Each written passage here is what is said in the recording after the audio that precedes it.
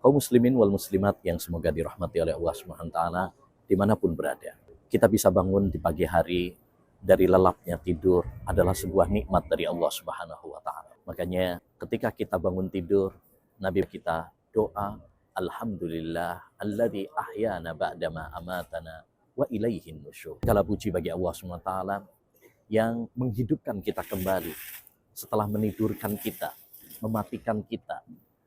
Dan hanya kepada Allah SWT kita semuanya akan kembali. Saudaraku, ada beberapa amalan yang dianjurkan ketika kita usai bangun tidur dan di pagi hari. Yang pertama, kita bangun dengan doa kepada Allah Subhanahu wa taala sebagai tanda syukur kita kepada Allah Subhanahu wa taala. Kemudian kita isi dengan sholat subuh, ya, sholat subuh, karena ini sholat yang sangat mulia.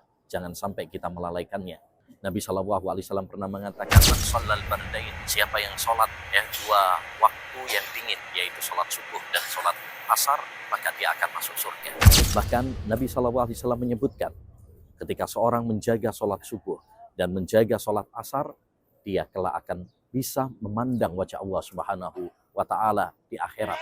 Kemudian kita isi dengan zikir kepada Allah Subhanahu wa taala, zikir pagi petang, atau membaca Al-Quran, karena ini sangat ditekankan oleh Nabi Muhammad SAW. Waktunya setelah terbitnya fajar hingga terbit matahari, atau kalau memang misalkan ketinggalan bisa diqadha setelah itu. Demikian juga di antara aktivitas yang sangat dianjurkan adalah sholat duha, sholat syuruk. Nabi SAW pernah mengatakan, "Man shallal ghadata fi jama'ah, summa jalasa yadhkuru hatta tatlu'a syams, summa shalla rak'atain, kana lahu ka ajri hajjatin wa umrah tamah." Barang siapa yang sholat subuh secara berjamaah, kemudian dia duduk berzikir kepada Allah SWT, baik membaca Al-Quran atau ikut kajian sampai terbit matahari. Lalu setelah itu dia sholat 2 rakaat. Ini yang disebut dengan sholat syuruk. Dan dia termasuk awal waktu sholat duha. Dia akan mendapatkan pahala seperti haji dan umrah. Sempurna, sempurna, dan sempurna. Demikian juga ya di antara aktivitas juga, mari kita gunakan untuk hal-hal yang diperintahkan oleh Allah seperti mencari nafkah. Nabi bersabda, "Allahumma barik li ummati fi bukur." Ya Allah, berkahilah umatku di waktu paginya. Ada salah seorang sahabat, dia pedagang, di waktu pagi dia bekerja, maka dia mendapatkan keuntungan yang sangat besar karena mengamalkan hadis ini.